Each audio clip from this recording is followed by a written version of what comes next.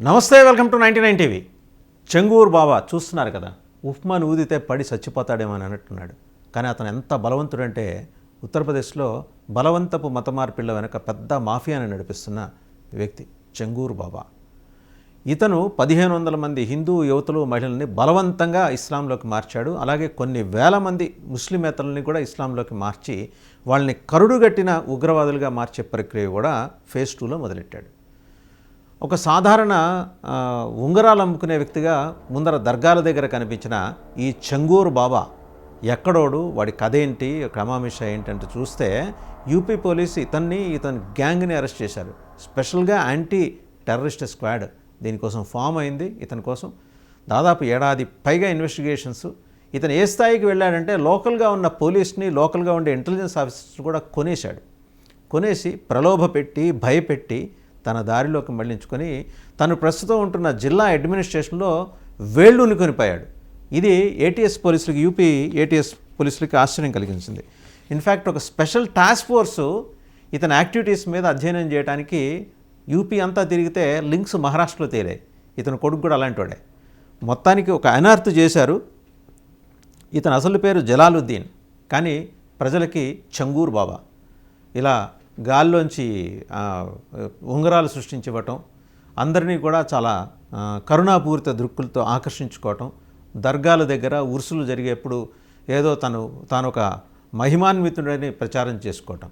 But real motive is that to convert Hindus, majority అతని focus Hindus మీద. తర్వాత ఇతర మతాలు, క్రైస్తవుల్ని, బౌద్ధుల్ని, జైనుల్ని, ఇంకా ఇతర మతాలు ఏమన్నా ఉంటే ఆ ధర్మాలకు చెందిన వాళ్ళని కంప్లీట్గా ఇస్లాంలోకి మార్చి వాళ్ళని ఉగ్రవాదులుగా ట్రైనింగ్ ఇప్పించడం.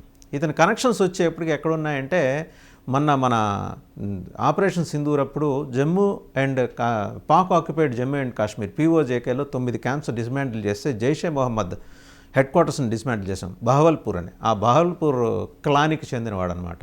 అంటే పాకిస్తాన్ యాక్టివిటీస్ ఎట్లుంటాయంటే అవసరమైన చోట సాఫ్ట్గా ఇలా బాబాల రూపంలో, అంటే అందరికీ మంచి చేసేవాళ్ళ మాదిరి, అడిగిన అడగకపోయినా ఉంగరాలు విభూది ఇచ్చి తాయెత్తులు కట్టేసి ఇదిగో నెమ్మదిగా ల్యూర్ చేయటం, వినని వాళ్ళని భయపెట్టి లొంగ తీసుకోవటం, నీకు ఇది వినకపోతే అంటే ఒక భయాన్ని క్రియేట్ చేయటం, దేవుడు నిన్ను క్షమించడు, నువ్వు ఇమీడియట్గా నరకానికి పోతావు అని. అలాగే స్వర్గానికి వెళ్తే ఉండే 72 మంది బెనిఫిట్ కూడా చెప్తారు వీళ్ళు. ఆ 72 మంది స్వర్గానికి వెళ్ళంగానే 72 మంది అందమైన అమ్మాయిలు వచ్చి నీకు స్వాగతం పలుకుతారు, నీకు దేవుడు ఏర్పాటు చేస్తాడు లేని పెచ్చబోధనలన్నీ చేసి అలా ఇతను ఒక సామ్రాజ్యాన్ని నిర్మించాడు అక్కడ. ఇది బోత్ యాంటీ టెర్రరిజం స్క్వాడ్కి కానీ స్పెషల్ టాస్క్ ఫోర్స్కి కానీ అంతు చిక్కిన విషయం. ఎలా వేళ్ళూనికిపోయాడు అంటే డబ్బుతో కొనేయటం. ఇతని వెనకాల ఒక దుబాయ్ బేస్డ్ ఏజెన్సీ బలంగా పనిచేస్తుంది. ఆశ్చర్యకరం. అండ్ ఇతని కొడుక్కి స్విస్ బ్యాంకులో అకౌంట్స్ ఉన్నాయి. ఒక బికారి ఎలా ఒక ఫకీర్ మాదిరి కనిపించిన వాడు ఇలా కోట్లకి పడగలెత్తాడనేది ఇన్వెస్టిగేషన్ చేస్తూ ఉంటే అన్ని విషయాలు బయటపడ్డాయన్నమాట. 1500 మందిని హిందూ యువతుల్ని, మహిళల్ని మార్చేసి వాళ్ళని కరుడుగట్టిన ఇస్లాం ఛాందస్వాదంలోకి దించేశాడు కంప్లీట్గా. ఇతను ఒరిజినల్గా ఏంటంటే యూపీలో ఉన్న బలరాంపూర్ జిల్లా మాధ్పూర్ అని ఉంది, అక్కడికి చెందినవాడు. అండ్ వల్నరబుల్ గ్రూప్స్ని టార్గెట్ చేయటం, అందులో ఎక్కువగా పేదవాళ్ళు అండ్ అలాగే విడోడ్ అంటే భర్తలను కోల్పోయిన వాళ్ళు, హెల్ప్లెస్ ఉమెన్, ఎలాంటి సహాయం లేని వాళ్ళని టార్గెట్ చేస్తాడు. మంచి మాటలతోటి రంగంలోకి నెమ్మదిగా లొంగ తీసుకుంటాడు, బెదిరిస్తాడు, డబ్బులు ఆఫర్ చేస్తాడు. వినని వాళ్ళని ఎవరు చెబితే వింటారో వాళ్ళని ప్రయోగిస్తాడు. అవసరమైతే లోకల్ ఫోర్సెస్ని కూడా ప్రయోగిస్తాడు అనమాట. అలాగే ఇతని నెట్వర్క్ ఎక్కడి దాకా వెళ్ళిందంటే కేవలం భారతదేశంలోని ఒక 7-8 రాష్ట్రాలే కాదు, ప్రత్యేకించి తెలంగాణలో హైదరాబాదు, ఆంధ్రప్రదేశ్లో కర్నూలు, గుంటూరు, ఈ 2 చోట్ల కూడా ఇతనికి లింక్స్ ఉన్నాయి. That's what special task force రెవల్యూషన్స్లో తేలింది ఏంటంటే ఇప్పుడు అక్కడి నుంచి బయలుదేరి వస్తున్నారు హైదరాబాద్కి, అలాగే ఇక్కడ ఆంధ్రప్రదేశ్లోని కర్నూలు, గుంటూరులో ఎక్కడెక్కడ పెట్టాడు. ఇతనికి ఇంటర్నేషనల్గా ప్రజెన్స్ ఇన్ దుబాయ్ అనేది వీళ్ళకి ఎస్టాబ్లిష్ అవ్వటం అనేది అర్థం కాల ఒకసారిగా యాంటీ టెర్రరిజం స్క్వాడ్కి. చూస్తున్నాం కదా, సాధారణమైన అటైర్, పెద్దగా ఇన్ఫ్లుయెన్స్ చేయగలడు.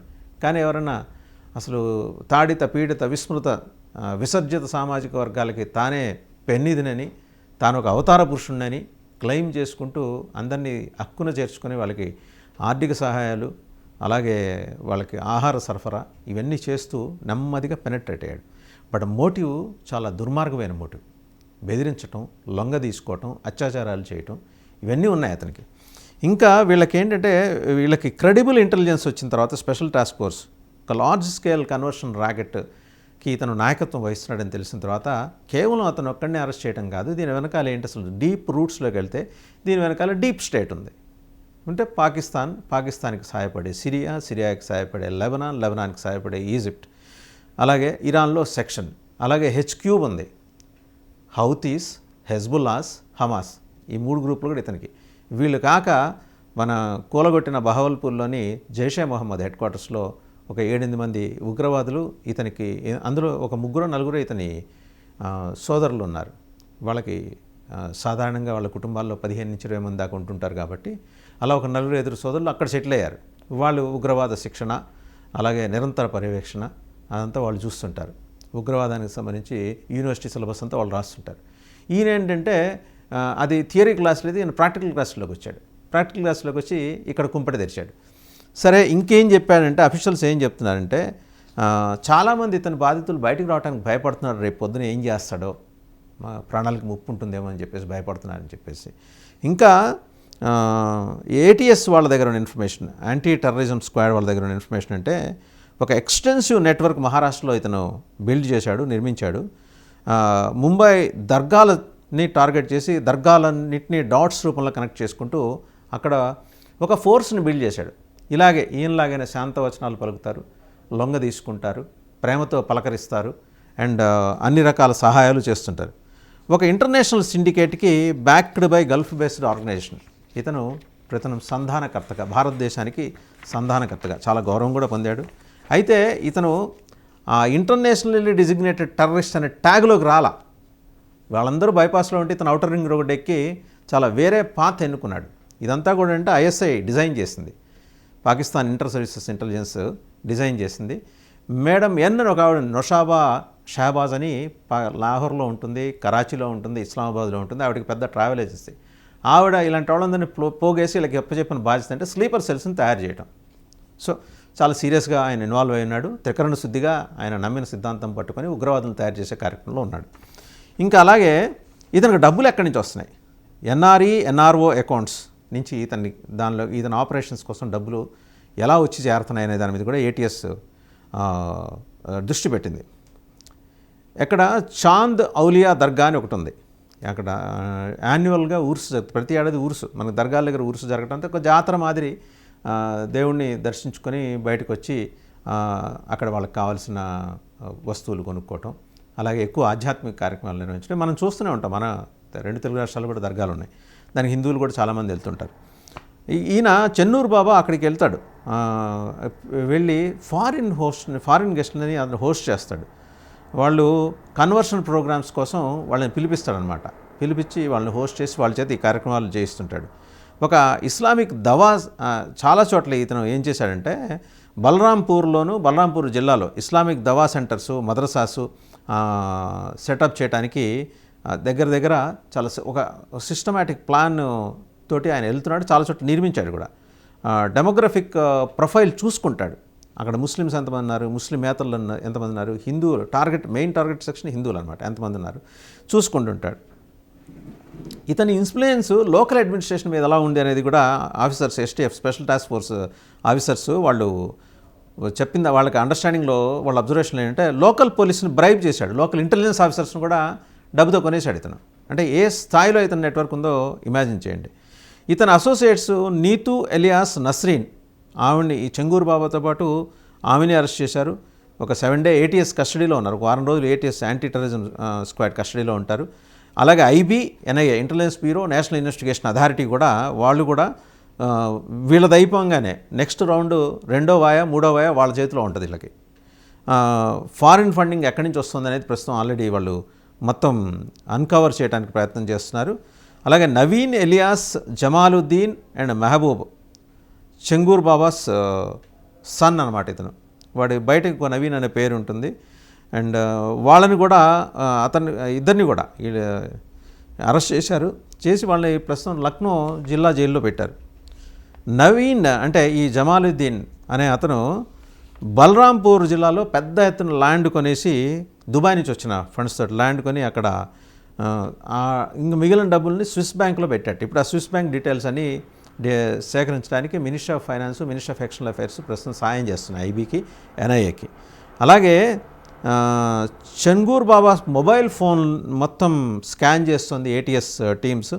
అలాగే ఇతర ఎలక్ట్రానిక్ డివైజెస్, ఒకవేళ అతని దగ్గర ట్యాబులు ఉన్నా, ఇంకా సిస్టమ్స్ ఉన్నా, రికార్డ్స్ ఉన్నా, కన్వర్షన్ యాక్టివిటీస్కి సంబంధించి మొత్తం తీస్తున్నారు. ఇంటర్నేషనల్ ట్రాన్సాక్షన్స్ ఎట్లా జరిగినాయి, వైడర్ నెట్వర్క్, అతని నెట్వర్క్లో ఎవరెవరు లింక్ అయి ఉన్నారు. మసూద్ అజహర్ అనేవాడు మనకు తెలిసిందే, పాకిస్తాన్లో వాడు ఉర్దూలో బీబీసీ ఉర్దూ ఛానల్కి లెటర్ కూడా రాశాడు. నన్ను ఒక్కడిని వదిలేసి మోడీ తప్పు చేశాడు, వాడు మోడీ సంగతి నేను తేలుస్తానని చెప్పేసి. నీ సంగతి తేల్చడానికి నిన్ను ఒక్కడిని వదిలేశాడు మోడీ అనే విషయం వాడు ఇది లేదు. సరే, ఇక ఉత్తరప్రదేశ్ చీఫ్ మినిస్టర్ యోగి ఆదిత్యనాథ్ మొత్తం ఈ యాక్టివిటీ, చెంగూర్ బాబా యాక్టివిటీ గురించి మాట్లాడుతూ, ఇతను కేవలం యాంటీ సోషలే కాదు, యాంటీ నేషనల్, సంఘ వ్యతిరేక శక్తే కాదు, దేశ వ్యతిరేక శక్తి కూడా. ఆల్రెడీ బుల్డోజర్స్ తోటి వీడి కొంపని బలరాంపూర్ జిల్లాలో ఉన్న వీడి ఇంటిని కూల్చేశారు యూపీ పోలీసులు. అలాగే ఒక conversion of a minor girl, daughter of his aides Naveen and Neetu, ఆయన్ని ఒక అరేంజ్మెంట్ చేశాడనమాట. ఎవరి డాటర్ అంటే అతని ఎయిడ్స్ నవీన్ నీతు అనే వాళ్ళ డాటర్ని దుబాయ్లో కన్వర్ట్ చేయడానికి, మైనర్ గర్ల్ని, అది కూడా అరేంజ్మెంట్ చేశాడు.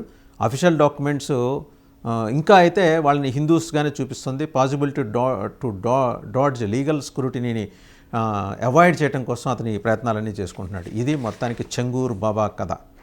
సో ఇదండి ఉత్తరప్రదేశ్ చెంగూర్ బాబా, అతని నెట్వర్క్ వెనకాల మసూద్ అజహర్, హఫీజ్ సయీద్ అండ్ దుబాయ్లో ఉన్న పెద్ద organisation, Gulf based organisation, headquarters at Dubai. వీళ్ళు foreign funding, Swiss bank accounts, conversion, Hindu యూత్లు, మహిళల కన్వర్షన్. ఎక్కడో కేరళ స్టోరీ అంటే దాని మీద దుమ్మెత్తిపోసిన వామపక్షాలు, ప్రోగ్రెసివ్ భావజాలంతో ఉన్మత్తులాగా ఊగిపోయే ప్రపంచ మేధావులు ఇప్పుడేం మాడతారో చూడాలి మరి.